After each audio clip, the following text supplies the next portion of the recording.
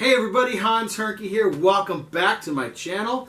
Today I'm joined by a special guest, a good friend, brother from another mother, a mentor, friend Randy Kent here. He's a director, actor, writer, producer, editor. This guy does it all, and he's taught me so much ever since we started working together. 2005, right? Sounds about right. 2005. So, yeah, 2005, 6, something like yeah, that. Timmy the Bad Boy.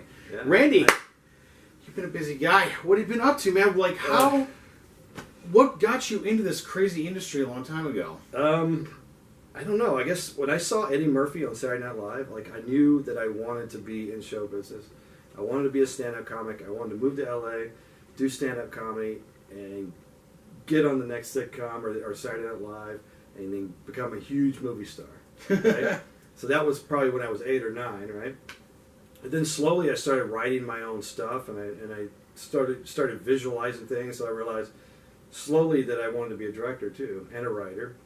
And so I was an actor. I came out here. I moved to LA 21 years ago to be an actor, and I got so bored with acting, and I started like kind of shadowing the directors that all the projects I was on, and things like that, and realizing, you know, that I kind of wanted to move behind the scenes a little bit more. So I started writing and wrote a couple of projects that I did and self-financed, and and kind of the acting kind of took a back seat. I mean, I do it every once in a while, occasionally. I don't know, just not, my heart isn't in acting as much as it is in making the films, you know, and creating the project. So that's kind of where my passion is. And so I did a bunch of short films, a short film that we met on. Yeah.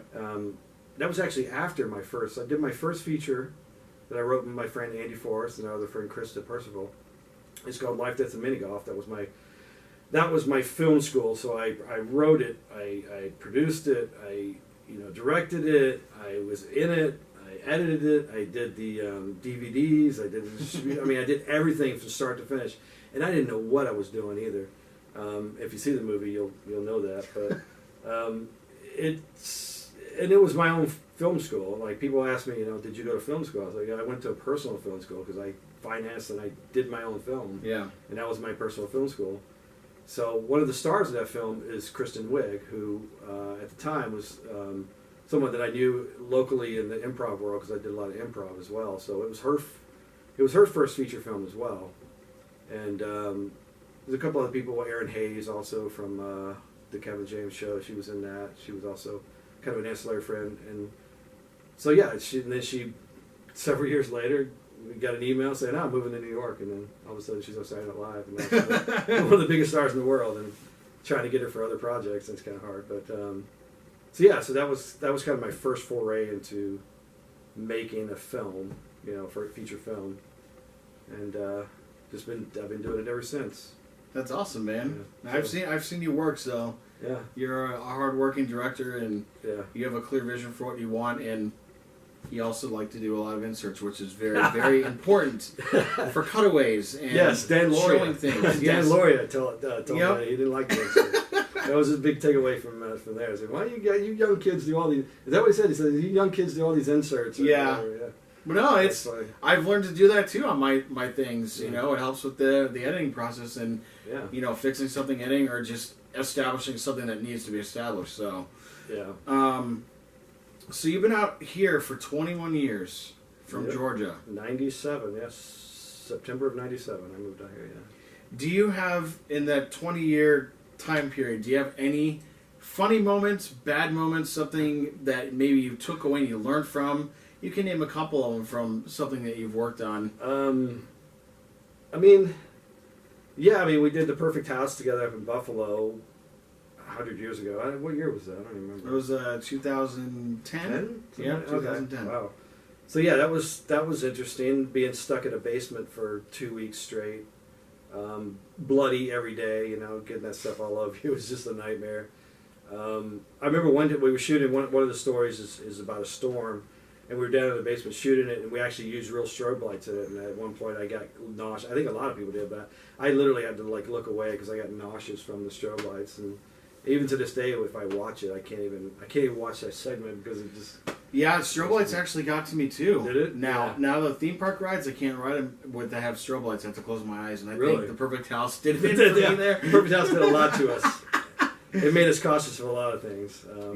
That we won't go into, but. So yeah, that was that. I mean, it was a fun time. I loved. I mean, that film's great. I mean, a lot of people. I was just back home in Atlanta. Like people still talk about it. They love the film, and they're always asking for. Hey, when could get a copy of it and all that? I'm like, well, I have it somewhere, but it's on VOD somewhere. So that was a fun time. And I recently did a film, a partner of mine, and the very first day on set, we were rehearsing for a scene. And for some reason, we rehearsed with a real weapon, and it was supposed to be slit in this guy's throat, and it just like for some reason the space wasn't there, so he managed to slice this guy's finger, and he had to go to the hospital and get stitches. And it was the very first scene of the very first day of LA shooting. Oh man! And, he was in the hospital, so that was kind of traumatic. So why in the world we used a real weapon for rehearsal? It was a rehearsal too. It wasn't even that we were shooting, and we actually got that on film. Yeah, it was a rehearsal. Didn't make it in the edit. It didn't even make it in the edit. Oh man! No, the guy never even made it on the film. I mean, I credited him obviously, but he didn't even make it in the film. Oh man! Never shot a single second with the guy. Poor guy. But yeah, he was cool about it. I mean, it was fun. But that's the price you pay for low budget. Not having enough people around to kind of make sure those things happen. What else? Yeah, and just recently I was in Atlanta doing a film, and every day was either really cold or it was raining, and we were in the woods till like 3 o'clock in the morning. And I actually got bit by something because I had this scratch in my hand, and then the next day it hurt, and then my hand literally swelled up, like this hand right here. It was swollen, yeah. So everyone's saying, you need to go to the hospital, I said, no, I'll be fine. But now it seems to be okay, but I was worried for a minute there that I might have gotten bit by something, or in the woods, or scratched, or I don't know. Or maybe you brushed a plant or something that had some... There was so much stuff there. Yeah, it could have been anything. It could have been poison ivy. Well, maybe not poison ivy, but... Oh, man. But yeah, that was a little scary. Because if Lisa saw something like that in my hand, she's like, you need to go to the emergency room right now. I took a Benadryl, and it seemed to have swelling like that. So, holy cow! Yeah. So what did you guys? Well, when you were out there at 3 o'clock in the morning, did you have a place to stay warm? Did you have to have cars running, or? We did have cars running. We had those little hand warmer things, and we just triple, quadruple layers. That's really all we had. We had a fire. Well, luckily, that scene we had a fire burning. So we were able to actually kind of huddle around the fire when we weren't shooting. But yeah, it was really bad because Star is a 12-year-old girl, so making sure that she's warm and she's okay. But she was a troop. She was better trooper than any of us. All of us adults were all whining and complaining about it. She's like itching and raring to go. So she was really, really cool. Yeah, it was a tough shoot. It was fun. We got a lot of great stuff. Didn't get everything I wanted, but.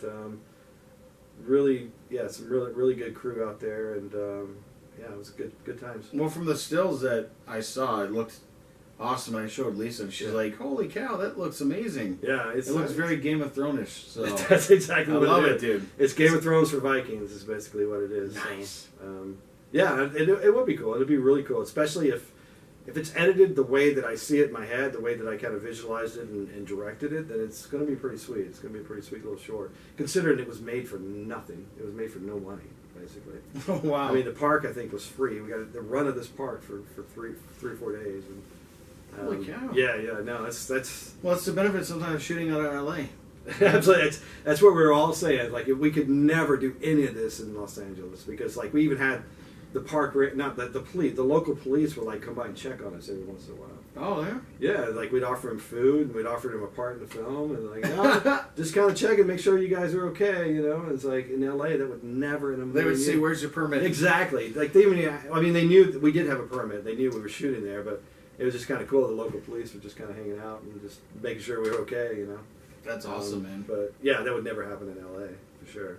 Well, yeah, once it's ready, send me the link and I'll put it down in the description below so people can check it out. Absolutely. I'm not sure at this point, if it's going to be released, an actual release online.